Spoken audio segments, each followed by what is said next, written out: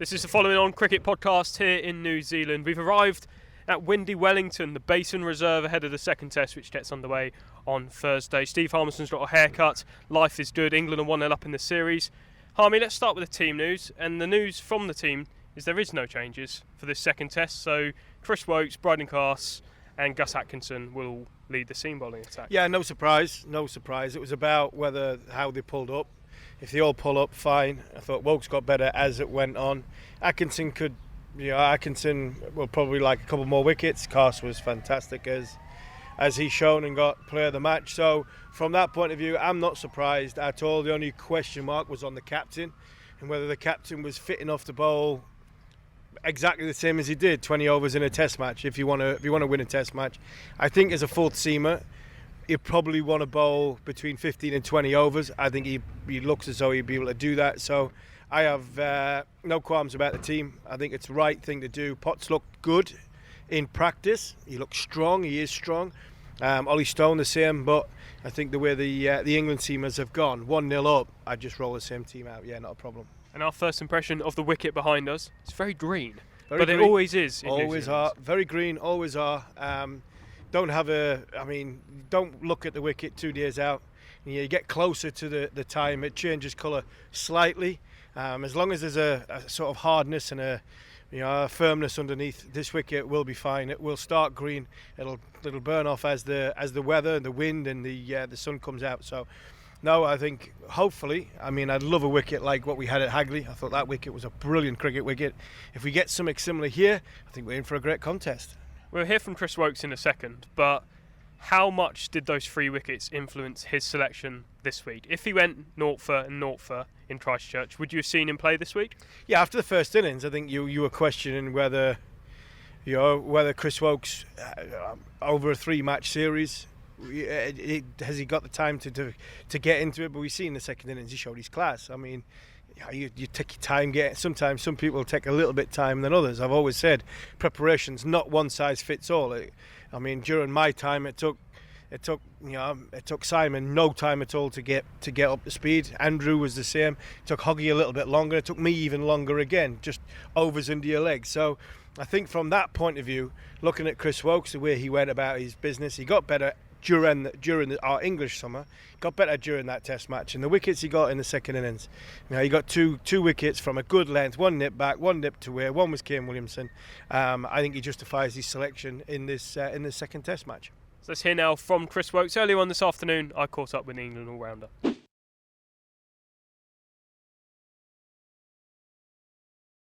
Chris, lovely to see you. Welcome back to Wellington, a place that you know well, of course. You played for Wellington back in the day. Just tell us about that experience. Yeah, I was here as an overseas player about 12 years ago.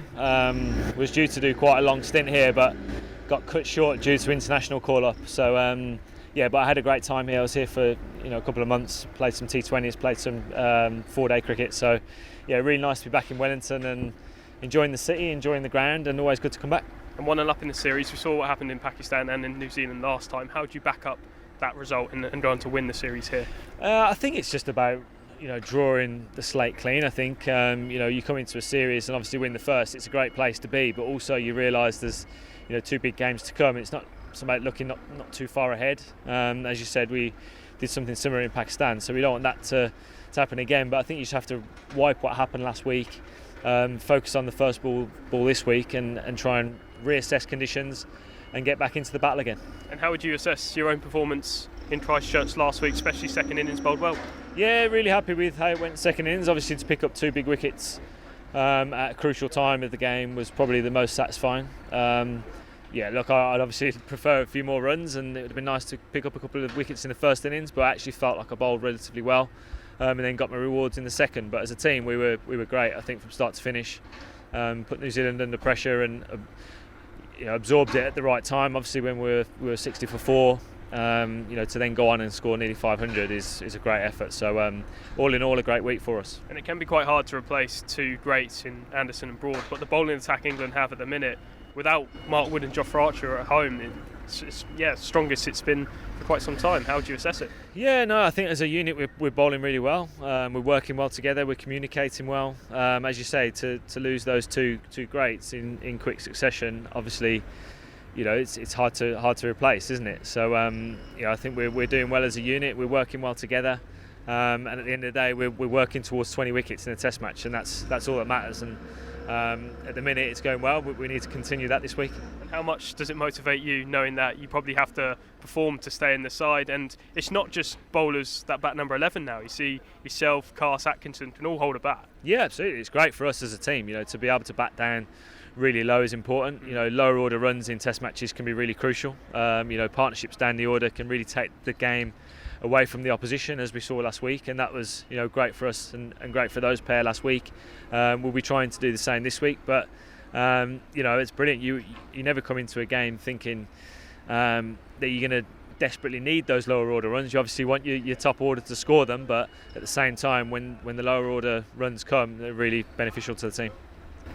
And also, talk to us about Jacob Beckel. Made his first test, made his debut last week. How's he settled into the group? And he looks perfectly natural at number 3, doesn't he? Yeah, absolutely. That's typical of Beth, really. It's the way his kind of character is to just come into the team and just play his way. And that's what he's shown in the previous months as well, playing international cricket for the white ball team. So he fitted in really well. He obviously played a great game. And hopefully more of that to come for him. And Ollie Robinson's come into the squad this week. You've probably played against him from your time at Warwickshire, his time at Durham. What can he bring to this group? Yeah, look, I mean, he's obviously a well sort of rounded cricketer. He's obviously a very good keeper batsman. He's got a lot of runs under his belt. Had some amazing years recently in county cricket. So certainly deserves his chance. If he gets the nod this week, I'm sure there'll be nerves around, but at the same time he'll be ready. He's done a fair stint in county cricket. He knows what his game's about, and I'm sure he'll be ready for international cricket if he gets the nod.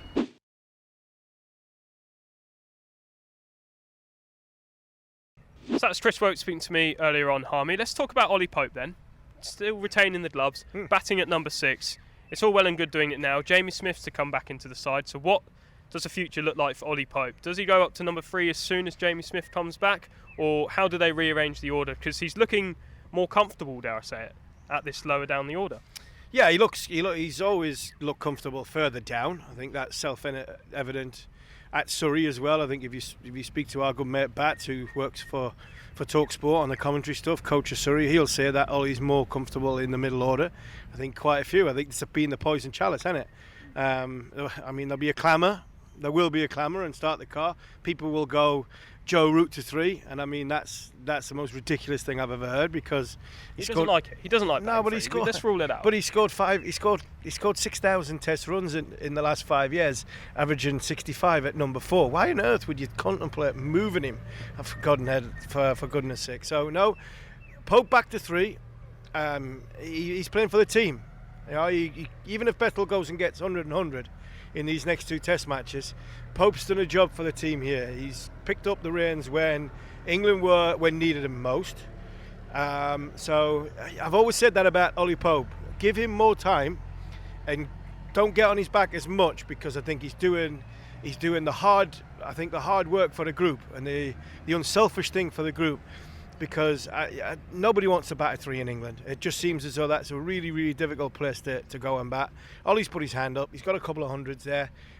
He's vice captain of the team. He captained the team to a series win earlier in the summer. He's picked up the gloves. For me, he goes back to 3, no problem at all. The interesting one would be Ben, and you could argue that Ben bats at 3 in the first innings and Ollie bats at 3 in the second innings.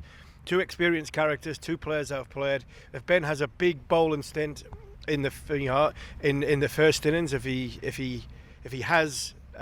England bat first, Ben could bat at 3, and then if he bowls a hell of a lot during that first innings for the opposition, then it could be fluid, it could be moved around, and Ollie could bat 3. But no, not for me. They're extreme circumstances. For me, at this moment in time, once Jamie Smith comes back in, I would go Jamie Smith at 6. Pope back to 3 and leave Ben Stokes at 7, where I think he looked very, very comfortable batting with Harry Brook at the top and Bryden Carson, Gus Atkinson at the bottom. I mean, Ben Stokes has been looking for that role in his wicketkeeper. I think he's just found it in himself there. What is the biggest surprise? England don't change a winning team, or another Test match, And another slow over 8 fine for England. We saw Ben took to Instagram saying, well, we finished the tests 1.5 days early. What more could you want from us? What do you think? What do you make of it? I'm split both ways. Ben's got a point. Ben's got a point that, I mean, if you finish a test match a day and a bit early, then you're not giving your full justification to get all your overs in. I get that. I still think the players have got a huge part to play. I don't like the sort of, I really don't like the points docking, because I don't see the point of it. There's only a few teams who are interested in the World Test Championship, and to be honest, I don't think the World Test Championship is really on England's radar. So how you go about it, I think the umpires need to have a look at themselves to hurry the players on. I think the match referee could help make sure that, I mean, there was some farcical things went on during that last test match. A drinks break. I mean, a drinks break 8 minutes after going back on the field. They needed 9 to win. They needed That's 9. cool sorry, drinks. They needed 9 to win, and they had a drinks break. I mean, at the end, somebody asked for gloves 9-10 minutes after they had just had a drinks break. So all these little things that make me sound like an old man, I think could be addressed by, I think, the players taking responsibility, the umpires taking responsibility. Because at the end of the day, I don't think the players really care about the over it. Manners said they don't care. The fine that comes out, the big purse, it doesn't come out of the player's pocket.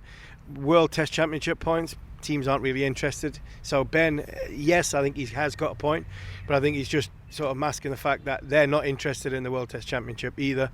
I think it's such a great area that the paying public are getting robbed, and this England team is great to watch, and they get their value for the entertainment. But on the ticket it says 90 overs in a day, and we're not getting anywhere near 7 overs first day, 6 overs second day, 10 overs third day from the players. I stick up for the players quite regular, but that for me is not good enough. And just finally, on the opposition, New Zealand, for those who didn't join us on talkSPORT 2 or the talkSPORT Cricket YouTube channel throughout the night in the UK, would have woke up and saw England have won by 8 wickets. That's a convincing win, but that doesn't tell the full story. New Zealand dropped 7 or 8 catches. Is it a case of let's not panic, let's not change the team? It would be a much tighter affair this time round should they hold their catches. Yeah, I think you summed it up perfect. It's about how the catches that were dropped. I think we all know where the difference between the two sides were. I would roll out the same team if everybody was fit and strong. I'll be in the dressing room saying, look, it's one of them weeks where, I mean, if you drop 2 or 3 catches, then you can maybe look at preparation. When everybody's dropping them, you just go, yeah, it's just one of them weeks. Just get out. Let's get out there. Let's put it right. And the same 11 that go. So it wouldn't surprise me. I know Mitch Santner's in for a game. I wouldn't play 2 spinners here. I really wouldn't. I don't see the point. I think this ground's not big enough, especially against England, to play the 2 spinners. Yes, England have had trouble in the past against spin, but that's been in Asia, not been in New Zealand. For me, I'd go with the same team. Or possibly, if you are going to rest Southee and keep him for the last Test match with his home ground at Seddon Park, then you might want to bring in Jacob Duffy. But I think all in all, I think if New Zealand at the toss, Tom Latham said we're going with the same side, I mean, I reckon it'll be a great contest between bat and ball, because hopefully the wicket will play its part as well. And make sure you subscribe to the talkSPORT Cricket YouTube channel for all the latest content from New Zealand, including, Harmy, you had to put up with wine tasting. Unfamiliar territory last week for you, back on familiar soil with some craft beer tasting in Wellington later today. How much are you looking forward to that? I'm looking forward to that. Manners, you're in my world now. I've had your wine, I'm going to top trumpet and bringing you to the bar. We're going beer tasting.